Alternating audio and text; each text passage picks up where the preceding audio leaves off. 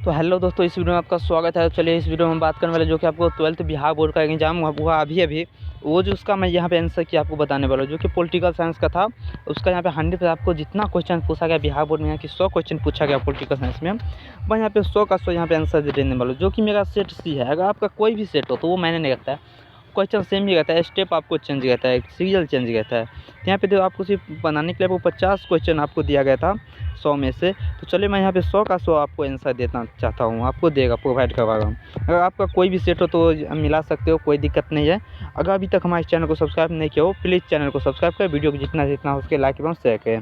तो चलिए यहाँ पे पहला क्वेश्चन है कि मार्शल योजना क्या थी। यहाँ पे फर्स्ट का ये ऑप्शन है, यूरोप की अर्थव्यवस्था को पुनर्गठित करना। यूरोप का जो अर्थव्यवस्था था वो गिर गया था, उसको फिर से चालू करने के लिए मार्शल योजना की शुरुआत की गई। इसलिए फर्स्ट का ऑप्शन आपको आंसर में आपको ए टिक लगाना है। उसके बाद यहाँ पे सेकंड पे चलता है कि OIEC की स्थापना कब की गई। यहाँ पे सेकंड क्वेश्चन है, इसका जो ऑप्शन होगा बी हो जाएगा 1948। कब कीजिए 1948 में, ऑप्शन नंबर आपको बी लगाना है। उसके बाद यहाँ पे तीसरा है कि राजीव गांधी ने चीन की यात्रा कब की थी। यानी कि 3 का जो ऑप्शन आपको डी हो जाएगा 1988 में। कब किया था चीन की यात्रा? 1988 में स्टूडेंट। उसके बाद दक्षिण सार्क की स्थापना कब हुआ था। यहाँ पे 4 का जो ऑप्शन ये हो जाएगा 1985 में। उसके बाद 5 है कि सार्क का 8वां सदस्य देश कौन था। अफगानिस्तान। और 5 का ऑप्शन आपको अब देख 5 नंबर का ऑप्शन आपको बी हो जाएगा, अफगानिस्तान। उसके बाद यहाँ पे 6 नंबर पे चलता है कि ARF का पूरा क्या नाम है। पूरा नाम आपको फुल फॉर्म बताने के लिए बोला इसका। आप देखते हो what is the full form of the ARF।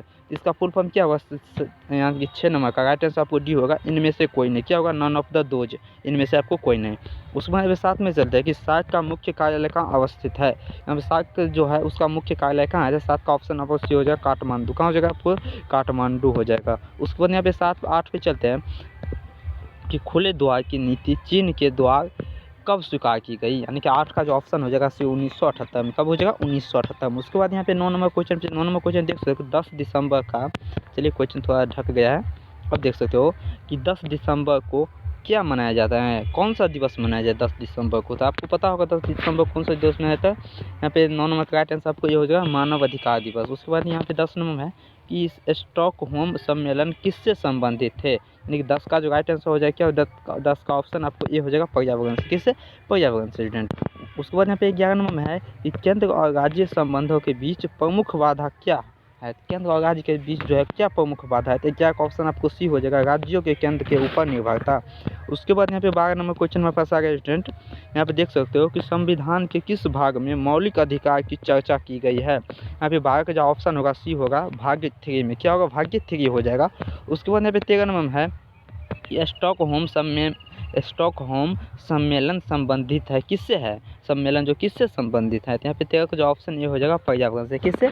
पर्यावरण से स्टूडेंट। उसके बाद यहाँ पे 14 पे 14 नंबर क्वेश्चन है, आप देख सकते हो यहाँ पे कि भारत ने बांग्लादेश मुक्ति युद्ध में कब हस्तक्षेप किया था। यहाँ पे 14 का ऑप्शन आपको ये हो जाएगा 1971 में, नवंबर 1971 में स्टूडेंट। उसके बाद यहाँ पे 15 नंबर पे चलिए 15 नंबर का जो क्वेश्चन है इसमें कहता है कि निम्न में किस प्रधानमंत्री ने नॉन फर्स्ट यून की नीति की पुनर्बात की। यानी कि 15 का जो राइट आंसर हो जाएगा क्या होगा, 15 का ऑप्शन आपको बी हो जाएगा, 15 का बी में, यानी कि अटल बिहारी वाजपेयी जी ने की थी।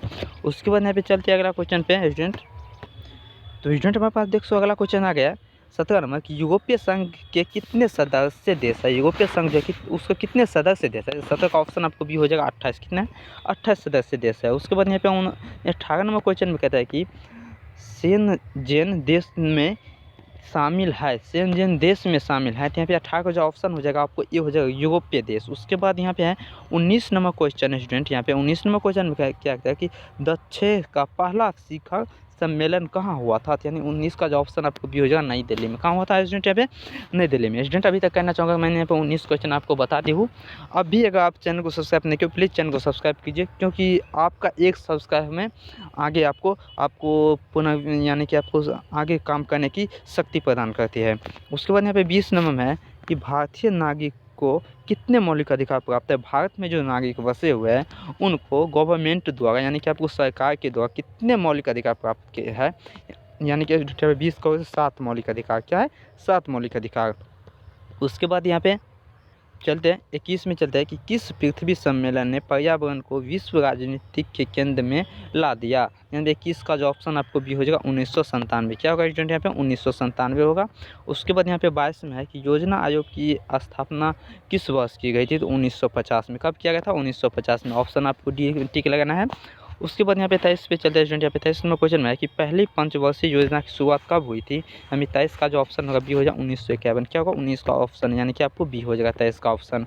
उसके बाद यहाँ पे 24 पे चलता है कि भारत में पंचवर्षीय राज्य व्यवस्था की विचारधारा पर आधारित है। क्या आधारित है, तो 24 का जो ऑप्शन होगा डी हो जाएगा, इनमें से सभी। क्या होगा, इनमें से सभी हो जाएगा।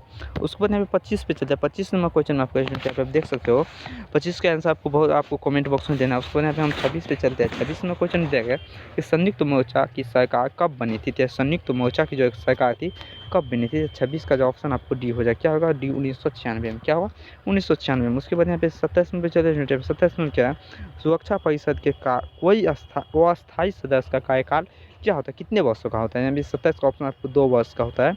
ऑप्शन नंबर आपको बी में टिक लगाना। उसके बाद यहाँ पे 28 पे चलते हैं। निम्न में कौन संयुक्त राष्ट्र संघ का मुख्य अंग नहीं है। संयुक्त राष्ट्र संघ का मुख्य अंग नहीं है, तो 28 का जो ऑप्शन होगा डी हो जाए, विश्व स्वास्थ्य संगठन। उसके बाद यहाँ पे 29 पे चलते हैं। 29 क्वेश्चन आ गया है कि वित्त विधेयक को राज्यसभा कितने दिन तक रोक सकती है। कितने दिन तक रोक सकते हैं, 29 ऑप्शन आपको 14 दिन तक। क्या होगा एजेंट पे 14 दिन। उसके बाद यहाँ पे 30 नंबर पे चलता है एजेंट। उससे पहले मैं कहना चाहूँगा कि अभी तक हमारे अगर चैनल को सब्सक्राइब नहीं किया, प्लीज़ चैनल को सब्सक्राइब करें, वीडियो को जितना हो सके लाइक एवं शेयर करें।